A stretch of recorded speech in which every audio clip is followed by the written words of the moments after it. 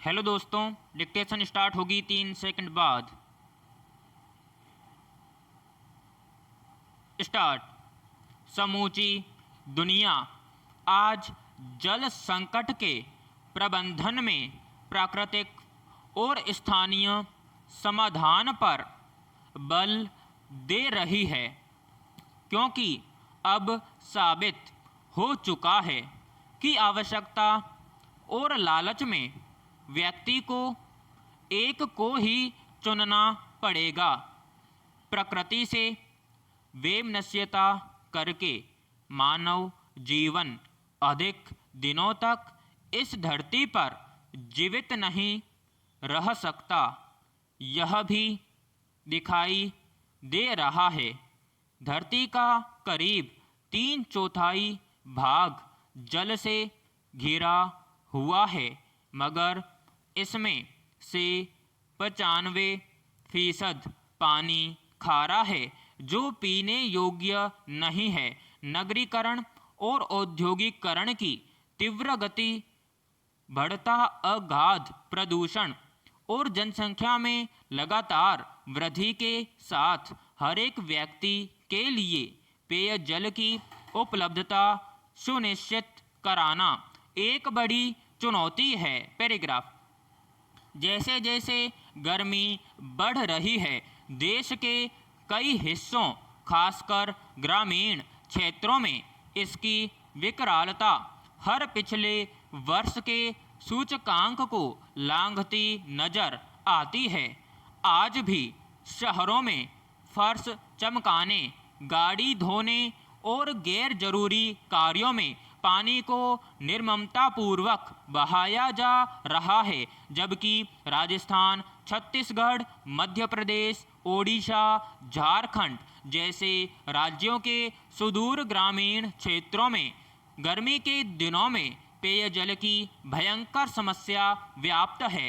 कहीं कहीं तो ग्रामीणों, खासकर महिलाओं को 2 से 3 मील की दूरी तय करके घरेलू उपयोग और पीने के लिए जल की व्यवस्था करनी पड़ती है।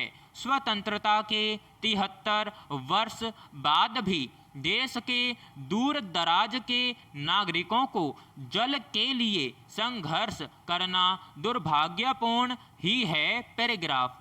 पिछले दिनों एक खबर आई कि छत्तीसगढ़ के बलरामपुर जिले के चरचरी गांव में हर साल गर्मी शुरू होते ही पानी की भारी किल्लत होने लगती है। प्यास से व्याकुल ग्रामीण नदी नालों के किनारे रेतीली जमीन खोदकर पानी निकालते हैं और फिर उसे कपड़े से छानकर पीने योग्य बनाते हैं। यह गंभीर चिंता का विषय है कि ऐसा दूषित जल ग्रामीणों के स्वास्थ्य को किस हद तक को प्रभावित करता होगा। यह तो एक वानगी है, जबकि देश के हजारों लाखों गांव में पेयजल के लिए हाहाकार मचना राज्य और केंद्र सरकार के पेयजल प्रबंधन नीति और रीति पर सवालिया निशान खड़ा करता है। पैराग्राफ। देश के ग्रामीण इलाकों में इस जल संकट की त्राहिमाम स्थिति के कारण शहरों की ओर नागरिक पलायन को मजबूर हो रहे हैं। सुदूर ग्रामीण क्षेत्रों में पेयजल की मार झेल रहे मजदूरों की संख्या सबसे ज़्यादा है। आंकड़े बताते हैं कि ग्रामीण क्षेत्रों में 65 से 70% लोग प्रदूषित पानी पीने को मजबूर हैं। इजराइल जैसे देश ने आधुनिक तकनीक के सहारे खारे पानी को पीने योग्य बनाकर विश्व को संदेश दिया है। पता नहीं जल शक्ति मंत्रालय ने इस दिशा में कोई कारगर योजना बनाकर पेयजल के संकट को दूर करने में कोई योजना बनाई, या यह विषय कागज के पन्नों में सिमट कर रह गया। पैराग्राफ। गौरतलब है कि करीब 60 करोड़ से अधिक भारतीय पहले ही पानी की कमी से जूझ रहे हैं। जरूरत इस बात की है कि केंद्र सरकार सबसे पहले सुदूर ग्रामीण क्षेत्रों के पेयजल संकट से प्रभावित परिवारों का गहन सर्वेक्षण कराए, प्राथमिकता के आधार पर दीर्घकालिक पेयजल योजना बनाकर उसे कार्यान्वित करे। बुनियादी सवाल यह भी है कि ऐसे दुरूह क्षेत्रों से निर्वाचित विधायकों और सांसदों की तंद्रा क्यों नहीं टूट रही है कि वे कई दशकों से विकराल प्राण रक्षक जल व्यवस्था में अपनी भूमिका दर्ज करें। जो सरकार अपने नागरिकों को पीने योग्य पानी मुहैया नहीं करा सकती, उससे कुछ और उम्मीद करना तो दिन के उजाले में सुनहरे सपने देखने जैसा ही है। पैराग्राफ। महामारी की दूसरी लहर को भी विकराल रूप धारण किए हुए करीब 1.5 महीना से ऊपर बीत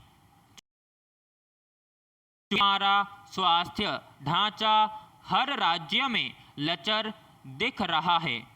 कुछ राज्यों में टीके की कमी तो कहीं टीका भंडारण की समस्या। इस महामारी से लड़ने का सबसे बड़ा हथियार ऑक्सीजन है, लेकिन इसकी भी किल्लत कम होने का नाम नहीं ले रही। हर जगह मारा मारी है। मरीज ऑक्सीजन के लिए अभी भी भटक रहे हैं। जैसे ऑक्सीजन की कमी है, वैसे ही अन्य जीवन रक्षक दवाओं की। रोजाना करीब 3 से 4 लाख मामले सामने आने के साथ अस्पतालों में बिस्तर की समस्या खत्म होने का नाम नहीं ले रही। हमारा स्वास्थ्य ढांचा इतने ज़्यादा लोगों का एक साथ उपचार करने में समर्थ नहीं है। सीधे तौर पर कहे तो स्वास्थ्य ढांचे की इस दुर्दशा के लिए सरकार जिम्मेदार है, इसमें कोई संदेह नहीं। हालांकि अमेरिका और इटली जैसे समर्थ और कम आबादी वाले देश में भी स्वास्थ्य ढांचा भी चरमरा गया था, लेकिन वहाँ स्थिति संभल गई। विराम समाप्त।